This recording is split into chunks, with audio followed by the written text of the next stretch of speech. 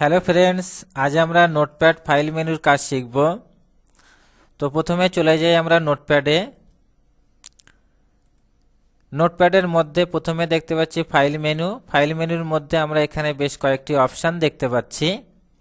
এই অপশানগুলির মধ্যে বেশ কয়েকটি অপশানের পাশে আমরা শর্টকাট কি দেখতে পাচ্ছি।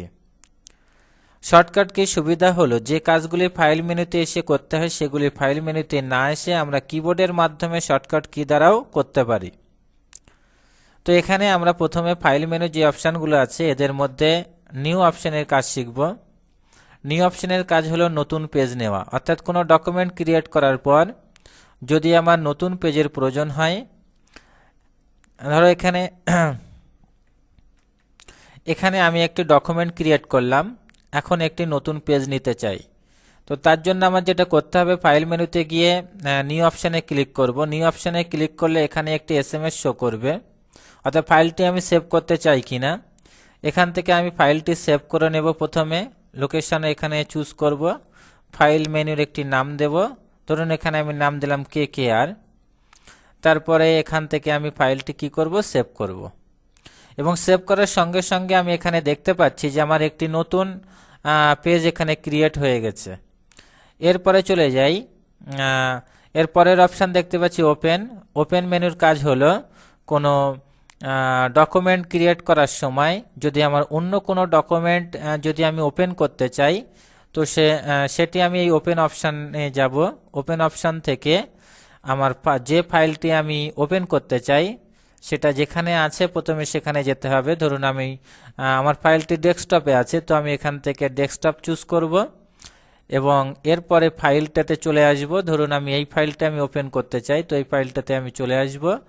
আসার পরে এখান থেকে আমি ওপেন করব এবং আমি এখানে দেখতে পাচ্ছি যে সঙ্গে সঙ্গে আমার ফাইলটি ওপেন হয়ে গিয়েছে।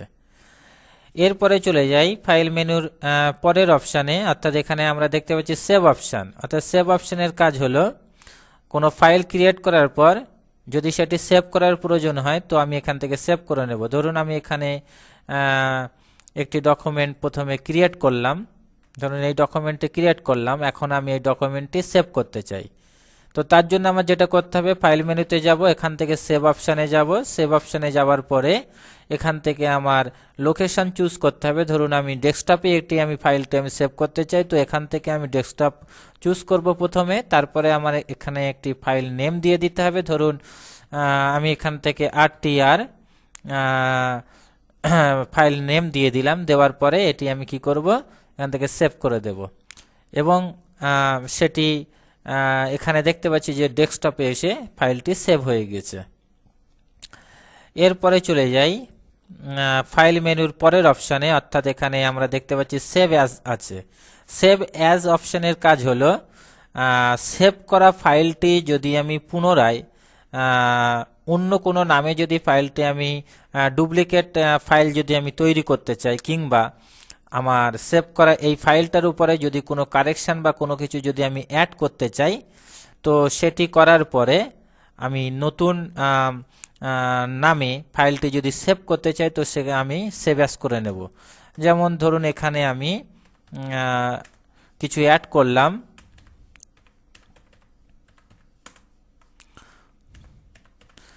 ধরুন আমার এটা অ্যাড করার প্রয়োজন ছিল, তো আমি এটা অ্যাড করে নিলাম। অ্যাড করার পরে আমি চাইছি যে এটা অন্য একটি নামে আমি ফাইলটি সেভ করব।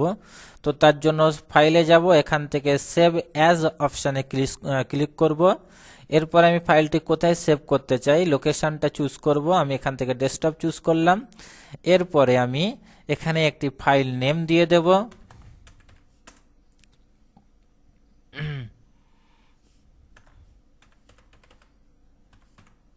এখান থেকে আমি ফাইল নেম দিয়ে দেব, দেওয়ার পরে এটি সেভ করে দেব।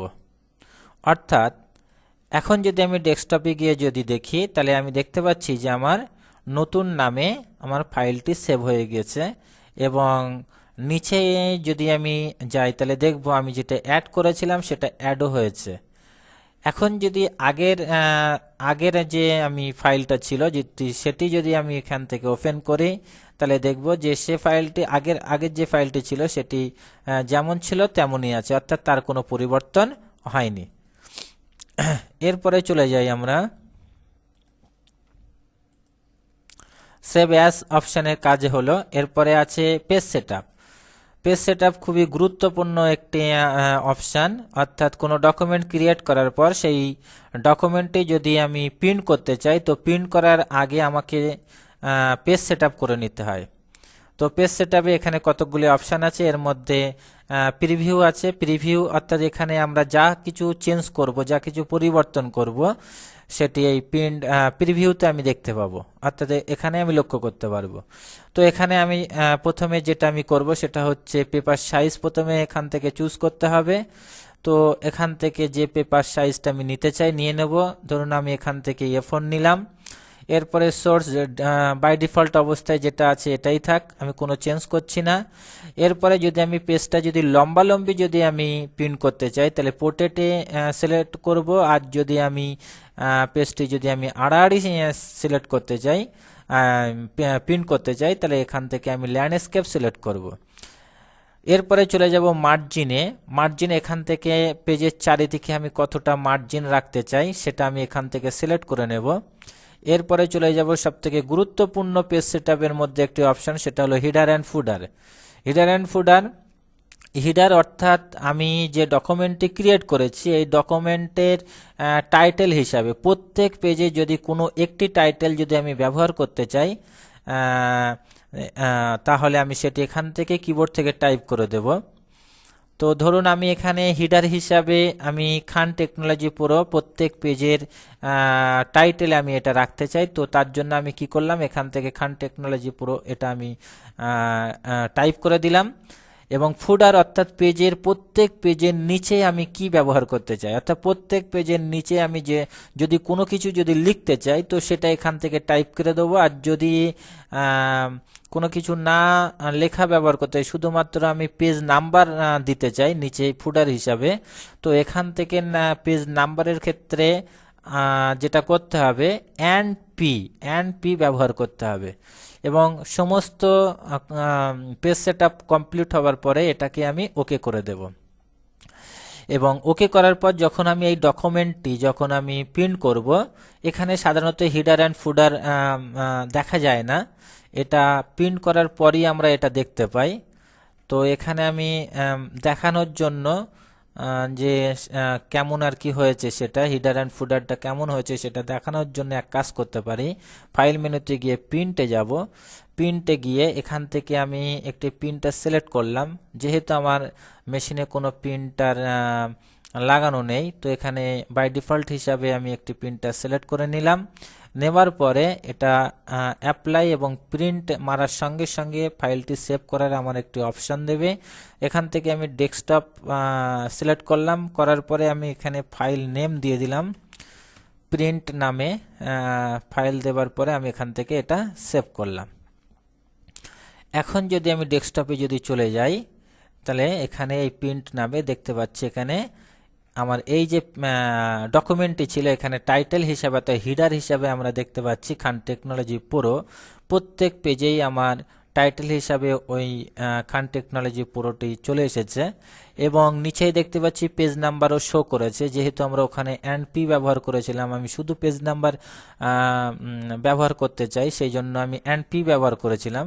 তাই এখানে প্রত্যেকটা পেজের নিচে আমি দেখতে পাচ্ছি যে আমার পেজ নাম্বারগুলো এখানে শো করেছে। অর্থাৎ যখন আমি আমার ডকুমেন্টটি যখন প্রিন্ট করব ঠিক এই রকমই প্রিন্ট হবে। তো এরপরে চলে যাই পরের অপশানে। পরের অপশানে দেখতে পাচ্ছি এখানে যেটা আছে সেটা হচ্ছে প্রিন্ট অপশানে তেমন কিছু নেই। এখান থেকে আমাকে প্রথমে প্রিন্টার সিলেক্ট করতে হবে, আমার মেশিনে যে প্রিন্টারটা লাগানো থাকবে সেটি সিলেক্ট করব। তারপরে আমরা পেজ সেটআপে যে কাজগুলো করেছি প্রিফারেন্সে গিয়ে আমি একটু চেক করে নিতে পারি সেগুলি। হ্যাঁ, এখান থেকে একটু চেক করে নিতে পারি, অর্থাৎ পেজ সেটআপে যে কাজগুলো করেছি সেগুলো এখান থেকেও আমি দেখে নিতে পারি, অর্থাৎ যদি কোনো সমস্যা থাকে এটা আমরা ঠিক করে নেব। এরপরে চলে যাব আর পেজ রেঞ্জে যদি আমি সমস্ত ডকুমেন্টটা প্রিন্ট করতে চাই অল সিলেক্ট করব, যদি কোনো নির্দিষ্ট অংশকে আমি প্রিন্ট করতে চাই সিলেকশানে ক্লিক করব। আর যদি আমার সামনে থাকা তার ডেস্কটপের সামনে থাকা পেজটি যদি আমি প্রিন্ট করতে চাই তো এখান থেকে আমি কারেন্ট পেজ করব। আর যদি কোনো নির্দিষ্ট পেজ, ধরুন এখানে আমার 10টি পেজ আছে, তার মধ্যে 5 থেকে 7 নম্বর পেজটা আমি প্রিন্ট করতে চাই। তো এখানে আমি ক্লিক করব, ক্লিক করে কিবোর্ড থেকে 5 থেকে 10 টাইপ করে দেব। টাইপ করার পর এখান থেকে অ্যাপ্লাই এবং তারপর প্রিন্ট অপশানে ক্লিক করার সঙ্গে সঙ্গে পেজটা প্রিন্ট হয়ে যাবে। এরপরে চলে যাই পরবর্তী অপশান অর্থাৎ এক্সিস্ট, অর্থাৎ আমার অ্যাপ্লিকেশনের সমস্ত ডকুমেন্টে কাজ করা শেষ হয়ে যাওয়ার পর যদি আমি অ্যাপ্লিকেশন থেকে বার হয়ে যেতে চাই, অর্থাৎ অ্যাপ্লিকেশনটি যদি বন্ধ করতে চাই, তো এখান থেকে এক্সিস্টে ক্লিক করব। এক্সিস্টে ক্লিক করলে আমার অ্যাপ্লিকেশনটি বন্ধ হয়ে যাবে। তো এই ছিল আজকের আলোচনা। পরবর্তী টিউটোরিয়ালে আমরা নোটপ্যাড এডিট মেনুর কাজ শিখব।